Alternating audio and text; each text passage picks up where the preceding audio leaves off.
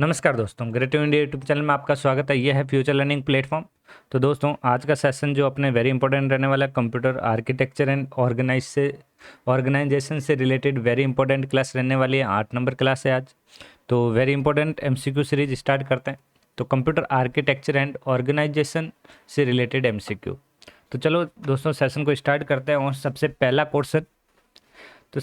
Question क्या कह रहा है दोस्तों? आमतौर पर डेटा को स्टोर करने के लिए किस फॉर्मेट का उपयोग किया जाता है? तो डेटा को स्टोर करने के लिए जो फॉर्मेट यूज किया जाता है वो होता है बीसीडी फॉर्मेट। कौन सा फॉर्मेट है दोस्तों? बीसीडी फॉर्मेट, ध्यान रखना है।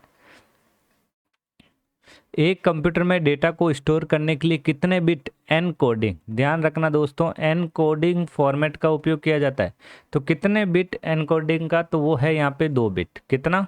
2 बिट। सही आंसर आएगा 2। एक सोर्स प्रोग्राम किस तरह की लैंग्वेज का उपयोग करता है? तो ध्यान रखना दोस्तों, वेरी इंपॉर्टेंट क्वेश्चन है। एक सोर्स प्रोग्राम किस तरह की लैंग्वेज का उपयोग करता है? तो वो करता है हाई लेवल लैंग्वेज का उपयोग। कौन सी लेवल? हाई लेवल जो लैंग्वेज होती है उसका उपयोग, जैसे सी, सी प्लस प्लस, जावा। तो ये सभी जो हाई लेवल प्रोग्रामिंग लैंग्वेज है, इसका उपयोग किया जाता है। जो मेमोरी डिवाइस अर्धचालक से बनता है, कौन सा डिवाइस है? तो देखिए, मेमोरी डिवाइस जो अर्धचालक से जो बनता है, वो एक जो डिवाइस होता है वो होता है एक रैम। कौन सा होता है? रैम, जो एक वॉलेटाइल डिस्क है। कौन सी डिस्क है ये? एक वॉलेटाइल डिस्क जो एक अर्धचालक से बनता है मेमोरी। एएलयू के परिणामों को स्टोर करने के लिए किसका उपयोग किया जाता है? तो देखिए, एएलयू का मतलब यहाँ पे ध्यान रखना है arithmetic logical unit. Arithmetic logical unit. और ये जो होती है जैसे plus minus multiply greater than less than equal to, तो अर्थमेटिकल और लॉजिकल यूनिट का जो उपयोग किया जाता है परिणाम को स्टोर करने के लिए, तो ये जो करता है, कौन करता है? एक्यूमुलेटर। सही आंसर आएगा इसका दोस्तों ए। रजिस्टर एक मेमोरी होती है जो कंप्यूटर में मेमोरी की एक फास्टेस्ट मेमोरी होती है। कौन सी? रजिस्टर। सामान्यतया नंबर तथा एनकोडिंग कैरेक्टर किस ऑपरेंड की तरह प्रयोग किया जाता है? समझ, जो नंबर और एनकोडिंग कैरेक्टर जो होते हैं, तो ये जो ऑपरेट करने के लिए जो प्रयोग करते हैं, तो ये करता है डेटा को। किसको? डेटा को। डेटा कुछ भी हो सकता है, जैसे कोई एक इमेज है, कोई टेक्स्ट है, कोई वर्ड है, ये सारे जो होते हैं एक डेटा होता है। इनपुट डिवाइस प्रोसेस को सूचना भेज सकता है। ये सूचना कब तक भेज सकता है? ये ध्यान रखना है। इनपुट डिवाइस प्रोसेस को सूचना भेज सकता है जब, यहाँ पे ध्यान रखना है, जब सीन, यहाँ पे ध्यान रखना है, जब सीन स्टेटस फ्लैग सेट करता है। तो जब सीन स्टेटस फ्लैग सेट होता है तब तक ये सूचना भेज सकता है। तो सही आंसर आएगा दोस्तों इसका ए ऑप्शन राइट हो जाएगा। बताइए, इस क्वेश्चन का आंसर दीजिए दोस्तों। आमतौर पर इनपुट आउटपुट डिवाइस से बस स्ट्रक्चर कनेक्ट करने के लिए किसका उपयोग किया जाता है? तो यहाँ पे बस स्ट्रक्चर जो कनेक्ट करने के लिए जो उपयोग किया जाता है, तो ये सिंगल बस का यूज किया जाता है। किसका यूज किया जाता है? सिंगल बस का। इनपुट आउटपुट इंटरफेस को इनपुट आउटपुट डिवाइस से बस को कनेक्ट करने के लिए ज़रूरत होती है। तो ये जो ज़रूरत होती है, तो किसकी ज़रूरत होती है? यहाँ पे address decoder, register and control circuit, इन सब का, तीनों का जो यूज होता है, किसको? इनपुट आउटपुट इंटरफेस को यहाँ पे बस को कनेक्ट करने के लिए ज़रूरत पड़ती है।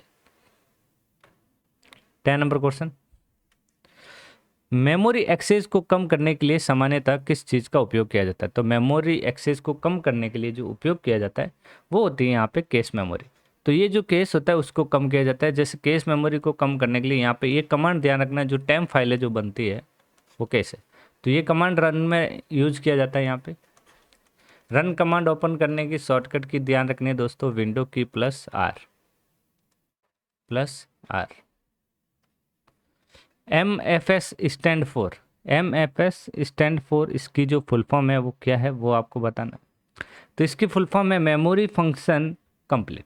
इसकी फुल फॉर्म क्या रहेगी? Memory function complete. सही आंसर रहेगा सेकंड। CISC का पूरा नाम क्या है? CISC का तो कॉम्प्लेक्स इंस्ट्रक्शन सेट कंप्यूटिंग, ध्यान रखें, कॉम्प्लेक्स इंस्ट्रक्शन सेट कंप्यूटिंग। सही आंसर रहेगा इसका 4th number. Floating point operation को क्या कहते हैं? तो देखिए, फ्लोटिंग पॉइंट ऑपरेशन को क्या कहते हैं? दोस्तों, उसे कहा जाता है ओवरफ्लो। क्या कहा जाता है? ओवरफ्लो। सही आंसर 4th नंबर।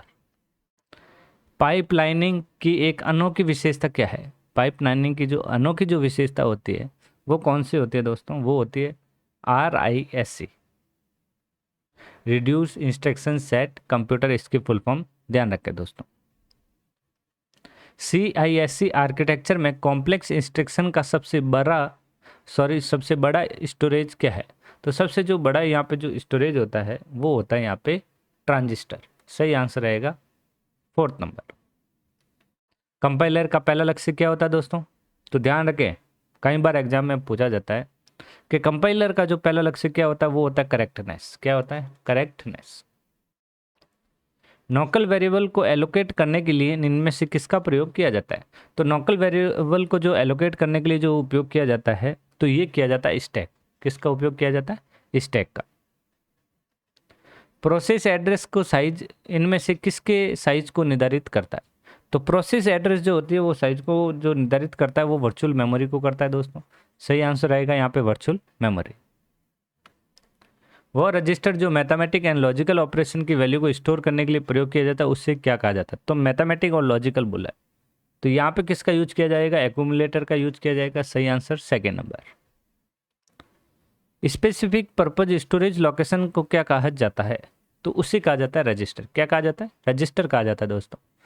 तो दोस्तों ये थे अपने 20 MCQ most important. Next session में स्टार्ट करेंगे 21 से हम 40 तक क्वेश्चन करेंगे। तो आज के लिए इतना ही, मिलता है नेक्स्ट क्लास में जल्द। Thank you.